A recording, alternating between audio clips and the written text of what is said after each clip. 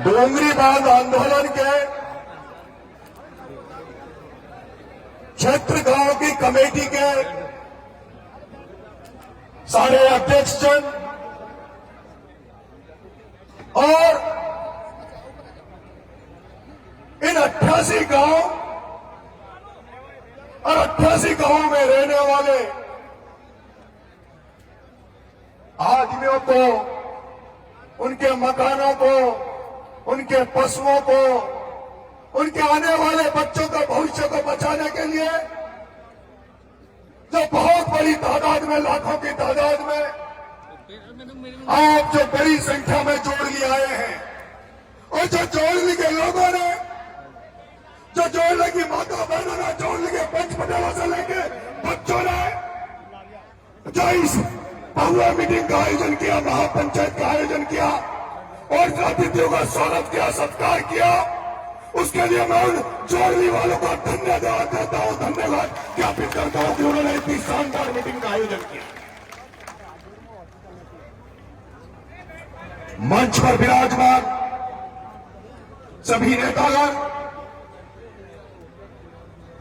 देश में नरेंद्र मोदी द्वारा घोषित काले कानूनों को भूंगली बनाकर वापिस मोदी के पिछवाड़े में डालने वाले राकेश जी टिकैत साहब, राजस्थान की राजनीति में मेरे क्रांतिकारी बड़े भाई आदरणीय राजेंद्र जी गुड्डा साहब, आपका सपा से पूर्व मंत्री बड़े भाई रमेश जी मीणा साहब, आपका सपाटा का बेटा, आपका विधायक भाई हंसराज जी मीणा, आपके इस मंच पर विराजमान सभी नेतागण, मेरे क्रांतिकारी साथी भाई प्रहलाद खटारा, भाई शीशराम गुर्जर, भाई आमिर खान, तमाम सर्व समाज के लोग जो इस रैली में, इस पंचायत में बहुत कुछ मन बनाकर आए हैं, कुछ लेने आए हैं। मैं जानता हूं इसके पहले कई पंचायतें हुई, अगर नरेश मीणा भूख हड़ताल पर नहीं होता तो नरेश मीणा चकेरे की धरती पे भी आता। मैं इस महापंचायत में जब आया था तो सोच कर आया था कि नरेश मीणा एक भी शब्द भाषण में नहीं बोलेगा, भाषण नहीं बोलेगा। मेरे बड़े भाई रमेश जी मीणा ने बहुत ही काम की बातें कही, भाषण थोड़ा लंबा हो गया था, वक्ता ज्यादा थे, बोलने वाले ज्यादा थे, इसलिए लेकिन उन्होंने बहुत काम की बात कही थी कि यहां ये जो लोग आए हैं, मैं तुमसे पूछना चाहता हूं, मेरी माता बहनों, तुमसे पूछना चाहता हूं, क्या तुम लोग जो पिछली महापंचायतें हुई उसमें जिस तरह से भाषण सुनने गए, नेताओं के भाषण तुमने सुने, क्या इस महापंचायत में भी केवल भाषण सुनने आए हो क्या? वो लोग हाथ खड़ा करे, वो लोग हाथ खड़ा करे जो केवल भाषण सुनने आए हैं। भाषण सुनने नहीं आए ना, मुझे पता था। मैंने राजस्थान की राजनीति में उस आंदोलनकर्ता किरोड़ीलाल मीणा का आंदोलन देखा, मैंने राजस्थान की राजनीति में उस सामाजिक क्रांति का प्रणेता कर्नल ब्रेसला का आंदोलन भी मैंने बहुत नजदीकी से देखा है और उन आंदोलनों को मैंने नजदीकी से देखा। मैंने मीणा का आंदोलन बहुत नजदीकी से देखा। मैं देखता हूं जब कई आंदोलन होते हैं, मैं देखता हूं जब कई आंदोलन होते हैं और आंदोलन में बार बार पंचायतें बुलाई जाती है, बार बार मीटिंगें बुलाई जाती है, बार बार लोगों को पीले चावल बांटे जाते हैं, तो जनता के मन में एक भाव आ जाता है, भाव यह आ जाता है कि ये लोग आंदोलन के लिए लड़ाई नहीं लड़ रहे, तो केवल रोटियां सेक रहे हैं, इनको तो केवल अपनी नेतागिरी करना है। मुझे लगता है कि इस आज की धरती पर जब आप 11 बजे से यहां बैठे हो और एक भी आदमी हिल नहीं रहा, मेरी माता बहनों को रोटी बनाने का टाइम हो गया, उनको चूल्हा जलाने का टाइम हो गया। अंधेरा होता है या सूरज ढलने लग गया, लेकिन मेरी माता बहनें इस मकसद के साथ यहाँ बैठी है,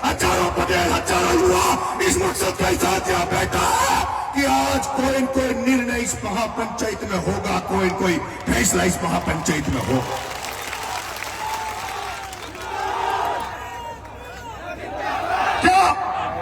क्या आप फैसला चाहते हो? अगर हाथ खड़ा करो फैसला चाहते हो तो मैं आपसे कहना चाहता हूं, कमेटी के लोग, वो क्षेत्र गांव के क्षेत्र कमेटी के लोग 5 मिनट के लिए पीछे चले जाओ, 5 मिनट के लिए पीछे चले जाओ। ये जो मंत्री नेता यहां बैठे हैं, इनसे 5 मिनट की मंत्रणा कर लो, 5 मिनट की मंत्रणा कर लो। तुम्हारा जो फैसला तो तुम्हारा ही रहेगा। तुम जो फैसला करोगे उस फैसले के साथ सारे मंच पर बैठे लोग आपके साथ रहेंगे, क्योंकि आपने कई दिनों से मेहनत कर रहे हो, लड़ाई लड़ रहे हो। लड़ाई हम आपके सुपुर्द करते हैं। हम तो सैनिक बनकर, सेनापति बनकर तुम्हारी लड़ाई तुम्हारे साथ मिलकर, कमेटी वालों की लड़ाई कमेटी वालों के साथ मिलकर लड़ाई लड़ेंगे। लेकिन सुन लो कमेटी वालों, ये लड़ाई कोई राजनीतिक नहीं है, ये लड़ाई घर बचाने की है। मेरी माताएं गीत गाती है, मेरी माताएं गीत गाती है कि चिड़िया घोंसलों को छोड़े, कशा बच्चा बच्ची को कशा घर को छोड़ दिया। लड़ाई राजनीति की नहीं है, लड़ाई राजनीतिक भाषण की नहीं है। मैंने देख लिया जब रात शाम को 5-6 बजे अंधेरा होता रहा और इतनी बड़ी संख्या में आप यहाँ बैठे हो, और मैंने सुना है, देखा है, जब भी किसी ने डूंगरी बांध के अलावा इस मंच में एक भी शब्द बोला है तो लोग खड़े हो गए, लोग बोर होने लग जाते हैं, क्योंकि केवल ये जनता डूंगरी बांध को सुनना चाहती है, डूंगरी बांध को रुकवाने की बात सुनना चाहती है। मेरे माताओं, मेरे किसान भाइयों, नेताओं ने कहीं बूढ़ा साहब ने एक सुनिया छोड़ दिया था कि डिलीवरी होने वाली है, डिलीवरी रोकनी है। हो सकता है कांग्रेस ने प्रेग्नेंट की हो सकता है कांग्रेस ने प्रेग्नेंट की हो और डिलीवरी का समय बीजेपी की सरकार में आ गया। लेकिन कमेटी वालों, जनता, अगर तुमने नरेश पे भरोसा कर दिया तो भ्रूण हत्या कर दूंगा, उस डिलीवरी को नहीं होने दूंगा।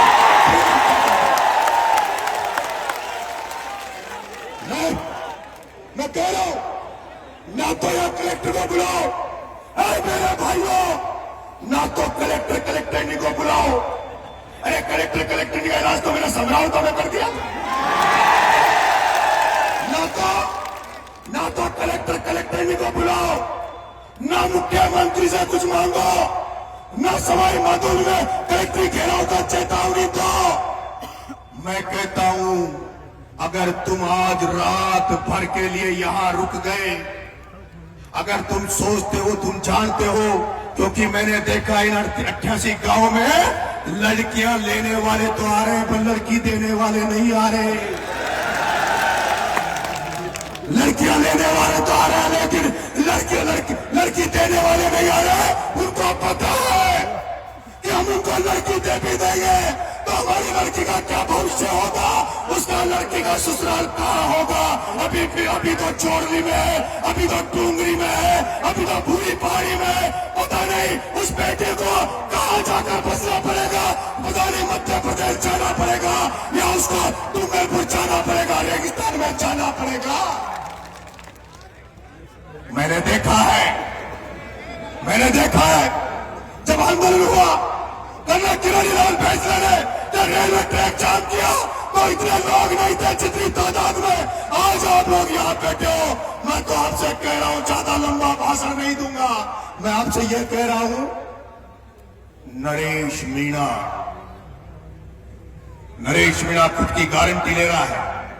नरेश मीणा, राजेंद्र गुडा और मेरे साथ आए हुए क्रांतिकारी साथी, जब नरेश मीणा 7 बच्चों के लिए 15 दिन भूखा रह सकता है, तो नरेश मीणा अगर तुम परमिशन दे दो तो अभी इसी जगह भूख हड़ताल पर बैठना चाहता है। इसी जगह डूंगरी बांध के लिए, सुनो मेरी बात, मेरी माता बहनों, उस दिन को सोचना। अरे सोचो, उस गाजा को देखो, उस यूक्रेन को देखो, जिस गाजा पे इजराइल रोज बम फेंक रहा है, उस गाजा पे लोगों को रोज मार रहा है, लेकिन वो गाजा वाले अपनी धरती नहीं छोड़ रहे, अपने घर वालों को नहीं छोड़ रहे, वो जाने दे रहे। मैं कहना चाहता हूं, कितने लोग यहाँ ऐसे हैं जो हाथ खड़े करना, जो इन जमीनों को बचाने के लिए लाठी खा सकते हैं? कितने लोग ऐसे हैं, कितने लोग ऐसे हैं जो इस जमीन को बचाने के लिए जेल जाने के लिए तैयार हैं? कितने लोग ऐसे हैं, कितने लोग ऐसे हैं जो इस जमीन को बचाने के लिए, आने वाले बच्चों के भविष्य को बचाने के लिए अपनी जान पर अपनी गोली खा सकते हैं, वो हाथ करेंगे। मैं तुमसे कह रहा हूं, मैं तुमसे कह रहा हूं, मेरा मन कर रहा है कि मैं इसी जगह भूख हड़ताल पर बैठूं, मैं इसी जगह भूख हड़ताल पर बैठूं और तमाम लोग रुक जाइए, मैं तमाम लोगों से निवेदन कर रहा हूं, जब हजारों लोग भूखे मर जाएंगे तो नरेश मीणा के मर जाने से क्या फर्क पड़ेगा?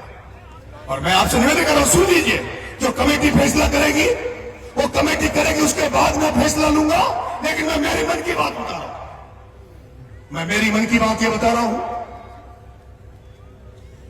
आंदोलन रोज रोज नहीं चलेगा, रोज रोज महापंचायती नहीं होगी, कलेक्ट्री का घेराव करके क्या कर लोगे तुम? क्या है कलेक्ट्री? कलेक्ट्री है क्या? मैं नरेश मीणा, अगर तुम मुझे नेतृत्व दे दो या कमेटी वालों मेरे से पूछ लो, कल भजनलाल के मंत्री को ला दूंगा यहां, भजनलाल के मंत्री को ला दूंगा, क्योंकि अभी थोड़े दिन पहले विजय फैसला ने आंदोलन की चेतावनी दी। संख्या बहुत कम थी, लेकिन सारे गृह मंत्री, गृह मंत्री सब चले गए थे। आज अगर तुम लोग रात भर यहां रुक जाओ मेरे साथ, आज रात भर यहां रुक जाओ, कल तक का अल्टीमेटम दे दो कमेटी वालों, कल शाम को 12, कल दिन के 12 बजे 4 बजे का अल्टीमेटम दे दो, कलेक्ट्री फैक्ट्री मत चलो, मेरे साथ पैदल पैदल रेलवे ट्रैक की तरफ चलना। अगर गारंटी दे रहा हूं, गारंटी दे रहा हूं, गारंटी दे रहा हूं, अगर गारंटी दे रहा हूं, सुन लो, अगर गारंटी दे रहा हूं कलेक्टर तो क्या, वो नया नया जो मुख्य सचिव आया है ना, वो अगर पटरी पे तुमसे बात करने नहीं आ जाए तो नाम बदल देना। क्या तैयार हो? क्या रात में रुकने के लिए तैयार हो? क्या तुम लोग जब आंदोलन में आए थे, इस महापंचायत में आए थे, तो क्या भाषण सुनकर जाने के लिए आए थे या आंदोलन में लड़ने के लिए आए थे? वो हाथ कलेक्टरों से लड़ने के लिए आए थे? मेरे को पता है, नाम रजाई लाए ना गधेला लाए, नाम रजाई लाए ना गधेला लाए, लेकिन मुझे भरोसा है कि आने वाली पीढ़ियों को बचाने के लिए, हमारे घर बार को बचाने के लिए, मुझे भरोसा है, अगर तुम आज की रात इस जगह रुक गए, आज की रात इस जगह रुक गए और कल मेरे साथ ऐसे 500 ही रुक जाओ, क्योंकि नरेश मीणा तो अकेला समरावतों में भारी पड़ गया था, अकेला भारी पड़ गया था। अगर 500 में रुक जाओगे तो डूंगरी बांध को रद्द करने की गारंटी ले दो, लेकिन बार बार महापंचायतें बुलाओगे, बार बार कलेक्टर का घेराव की रणनीतियां बनाओगे, तो ये जो नेता ने जो मंच में लड़ रहे हैं, ये तुम्हारे आंदोलन को खत्म कर देंगे। इसलिए जोड़ने वालों, तुमने सेवा तो खूब की, दूध भी पिलाया, लेकिन मैं आपको विश्वास दिला रहा हूं जोड़ने वालों, आज की रात नरेश मीणा के साथ ये सारे लोग भूखे रहेंगे। आज की रात तुमसे रोटी नहीं मांगेंगे और आसपास के गांव वालों से कह दो कल पूरी सब्जी की व्यवस्था कर ले, कल रेलवे ट्रैक के नजदीक चलेंगे। पहले तो यहां से रेलवे ट्रैक तक चलेंगे, लेकिन चढ़ेंगे नहीं, लेकिन पटरी पे चढ़ेंगे नहीं, पहले पटरी के नीचे बैठ जाएंगे, फिर थोड़ा वो इंतजार करेंगे और फिर कोई नहीं आया तो अब इस बात से कमेटी बात कर ले, अगर कमेटी सहमत है नहीं है तो बता दे, क्योंकि सबके शादी ब्याह है, लेकिन सब छोड़ देंगे। 25 तारीख को तारीख है वो भी छोड़ देंगे। और मुझे तो आपको मैं बता दूं, मेरा तो पूर्वी राजस्थान के जो युवाओं ने, साथियों ने जो 25 साल मुझे जिंदा रखा राजनीति में या सामाजिक जीवन में। मेरा तो एक कर्जा उतारने आया हूं। अगर तुम्हारे डूंगरी बांध वालों, तुम्हारे आने वाले बच्चों के लिए, तुम्हारे घरों को बचाने के लिए, तुम्हारे मकानों को, गांवों को बचाने के लिए नरेश को प्राण देने पड़े तो प्राण दे देगा, पीछे नहीं हटेगा। और 2 लाइनों के साथ अपनी बात को खत्म करूंगा। कमेटी वालों 5 मिनट जरूर बात करना, क्योंकि ये लोग मेरे को लगता है कुछ लेकर जाना चाहते हैं यहां से। फूल बनकर जो जिया, फूल बनकर जो जिया, उसको यहां मसला गया। आदमी को फौलाद के सांचे में ढलना चाहिए, और छीनता हो कोई हक अगर अधिकार अगर आपका, तो आंख से आंसू नहीं सैलाब बरसना चाहिए, सैलाब बरसना चाहिए। आंखों में सैलाब ले लो, आंखों में सैलाब ले लो, हाथों में लठ ले लो, हाथों में चेड़ा पकड़ लो, चेड़ा, और हाथों में लठ पकड़ लो। मेरी माता बहने तैयार हो जाओ, कल तक का इंतजार कर लो। 7 दिन 15 दिन आगे आगे मत किसको, बस अभी तय कर लो। मेरी गारंटी, अगर तुम्हें कल मंत्री आकर तुम्हारे सामने खाका नहीं रख दे, खाका नहीं रख दे, क्या प्लानिंग नहीं रख दे, अरे सरकारें हम बनाते हैं, सरकारें बनाने वाले हमें, डूंगरी बांध तो क्या, डूंगरी बांध बनाने वाली सरकारों को ही उस बांध में गाड़ देंगे, पर ईंट नहीं रखने देंगे। ये मैं वादा कर रहा हूं। राम राम। यदि वो देश अधूरा रह जाएगा तो घर जाकर आपको चैन भी नहीं मिलेगा उस मंच के अंदर क्या हुआ था। इसलिए मेरी हाथ जोड़कर अपील है, आप लोग मेरा 10 मिनट में मेरी बात रखूंगा, और सम्मान्य वक्तागण, दूर दराज से लोग, मैं कहता हूं राष्ट्रीय स्तर के लोग इस मंच पर बैठे हुए हैं, और उनकी शोभा में यदि हमारा क्षेत्र का लोग उठकर चले जाए तो वो सम्मानीय गणों का अपमान होगा। इसलिए मेरा हाथ जोड़कर निवेदन है कि इस मंच में नीचे बैठे विराजमान, बैठ जाओ प्लीज बैठ जाओ। आज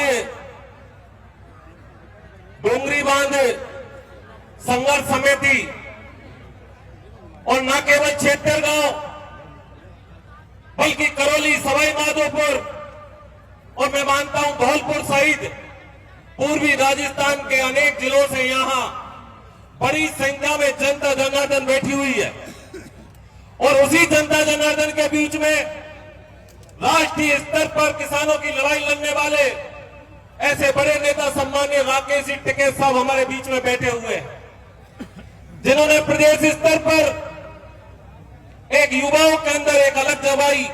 ऐसे युवा साथी सम्मान्य नरेश मीणा हमारे बीच में बैठे हुए हैं। बाप पार्टी से जिनका राजस्थान में जिनके 4 विधायक हैं, और वहां से भी हमारे विधानसभा के सम्मानित साथी भाई थावर चंद जी हमारे बीच में विराजमान है। हमारे सपोर्टर से एक बार नहीं, 2 बार नहीं, 3 बार इस सपोर्टर की भोली वाली जनता का नेतृत्व करने वाले पूर्व मंत्री सम्मान्य रमेश मीणा जी हमारे बीच में विराजमान है, और अनेक ऐसे साथी हैं जो इस मंच की शोभा बढ़ाने के लिए हमारे बीच में, जिन्होंने एक क्रांतिकारी आंदोलन का आगाज जगाया। ऐसे सम्मान्य राजेंद्र गुड़ा जी, जिन्होंने एक उदाहरण आपके बीच में रखा, और वो उदाहरण क्या था कि गर्भवती हो गई भैया, डिलीवरी मत होने दो। ये उदाहरण आपके बीच में दिया। मैं सामान्य गुड़ा साहब के बीच में रखना चाहूंगा कि साहब गर्भवती तो होगी, अब डिलीवरी को टाइम आ रहा है। ये पिछले 5 साल में गर्भवती महिला की सोनोग्राफी पे सोनोग्राफी, सोनोग्राफी पे सोनोग्राफी, ये किस सरकार ने की? उस सरकार को इस जगह जवाब देना पड़ेगा। यदि वह सरकार जिस डूंगरी बांध के बीच में, जिस डूंगरी बांध को लेकर यहां जवाब तलब हो रहा है, ये डूंगरी बांध को आज मुझे मंच के माध्यम से बता रहे थे कि कोई राजनीति की भाषण नहीं होगा। मैं इस मंच का सम्मान करता हूं। मैं भारतीय जनता पार्टी, क्योंकि मेरी सरकार है और आप सबके चरणों में मैंने आपने सेवा की है, उसका प्रतिफल देकर उस विधानसभा में मुझे पहुंचाया है, तो मेरा कर्तव्य बनता है कि मेरी जनता के सुख में दुख में मैं जी जान से उनके बीच में खड़ा रहूं। और इसी वजह से आज इस डूंगरी बांध की सभा के अंदर मैं आयोजित हुआ, उपस्थित हुआ। मैं जनता जनार्दन के बीच में रखना चाहता हूं। ये हमारे ऊपर उंगलियां उठाते हैं, मैं आपके बीच में मंच के माध्यम से बोल के जा रहा हूं। और साहब, मेरा तो खानदान है जो एक बार खेती ने पत्थर की लकीरें कोई बिदादा पर नहीं बेटे, ये खानदानी घोड़ा यार अंदर को। और आज भी ये कह के जा रहा हूं आपके मध्य में कि केवल कोरा भाषण देवा से काम नहीं चले, नहीं चले केवल कोरा भाषण देवा से। कभी कभी तो ऐसा लगता है कि ये मंच केवल जो भाषण देने वालों को ट्रेनिंग देने का काम कर रहा है। अरे ये ट्रेनिंग कैंप नहीं है, ये ईआरसीबी, ये डूंगरी बांध से लोग जो परेशान हैं, जो आग जल रही है, उस आग में चूल्हा लगाकर रोटियां सेकने का काम नहीं है। किसी का घर पड़ने वाला है, उनके लिए हम लोग मिलकर क्या काम कर सके, उसके लिए काम करने का टाइम है। और मैं जरूर कहना चाहूंगा, क्योंकि मेरे मंच में, जिस मंच में मैं उपस्थित हूं, ये जनता जनार्दन ने मैंने स्वाभिमान के साथ 2 साल काम किया है। क्योंकि ये बात मेरे ऊपर आरोप लगाए, उन आरोपों की बात हुई है, और इस मंच के माध्यम से यदि मैं उनका आरोपों का जवाब नहीं दूंगा तो मैं इस मंच पर कायर कहलाऊंगा, और जिस मंच पर मैं बैठा हुआ हूं उसमें जवाब नहीं दूं, ये मेरे स्वाभिमान में नहीं है। इसलिए मैं सम्मानित श्रोता बंधुओं, 2 साल के अंदर आप याद करो उस करणपुर की घाटी को। इसी जोली गांव से एक पीर पैदा हुआ जिसका नाम रंगजी बाबा था। उस रंगजी बाबा ने 1993 के अंदर स्वर्गीय भैरव सिंह शेखावत को बुलाया करणपुर के अंदर, और करणपुर के अंदर बुलाकर इस सपोर्टा की पहचान करवाई कि डांग क्षेत्र जिसमें मेरे नुमाइंदे पड़े हुए हैं। और तब तत्कालीन मुख्यमंत्री स्वर्गीय भैरव सिंह शेखावत ने 56 लाख रुपए देकर उस घाटी का निर्माण करवाया। मैं अपने आप में गर्व करता हूं कि मैं उस पार्टी का सदस्य हूं जिसके मुख्यमंत्री ने 33 साल के बाद में फिर से उसी घाटी के लिए 50 करोड़ रुपए की सौगात दी है, जो उस घाटी पर चलकर हमारा नुमाइंदा ऊपर की तरफ आएगा। सम्मानीय भाषण दे रहे थे, आपने क्या किया 15 साल तक? गरीब जनता को लड़ाने का काम किया आपने। मैंने 2 साल के अंदर किसी भाई से भाई में प्रेम फैलाने का काम किया है। विरोध करने से काम नहीं चलेगा, सच सुनना पड़ेगा आप लोगों को, सच सुनना पड़ेगा आप लोगों को। जिसके बारे में बोलते हो आप, जिसके बारे में बोला ये डूंगरी बांध के लिए बोल रहे हो आप लोग। मैं आपको बताना चाहूंगा कि डूंगरी बांध के अंदर मेरी जो स्थिति है, और मेरी जो स्थिति है, यह राजनीतिक भाषण नहीं। आप लोगों ने पहले जब आपको खड़ा होना चाहिए, जो आरोप लगा रहे हैं उनका आरोपों का जवाब किस तरह देना है, उस आरोप के लिए आपको खड़ा होना चाहिए। आपको इस बात के लिए खड़ा होना चाहिए,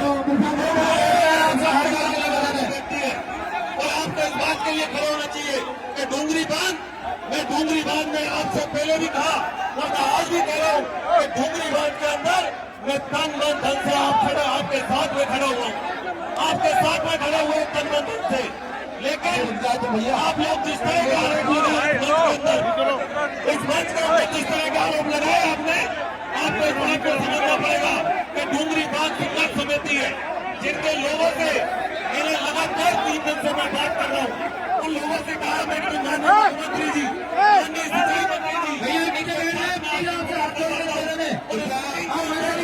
निर्णय होगा, उस निर्णय से आप संतुष्ट नहीं है तो आपको विधायक आपके साथ में खड़ा रहेगा, यह आपको मैंने विश्वास दिलाया था।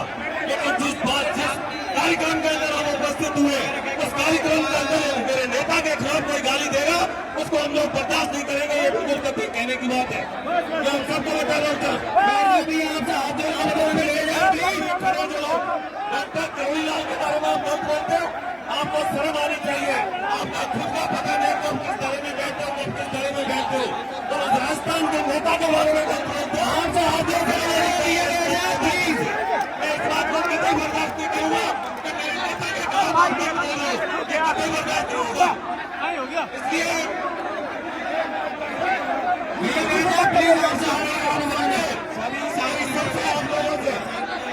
जनता जनार्दन में उपस्थित है, मैं जनता जनार्दन के निर्वाचन करना चाहूंगा।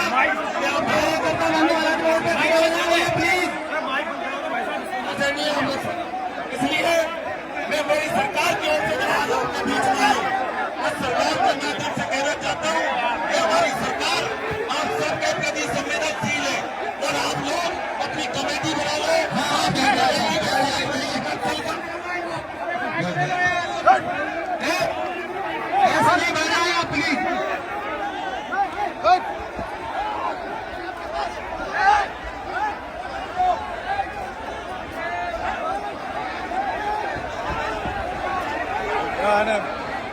कौन है?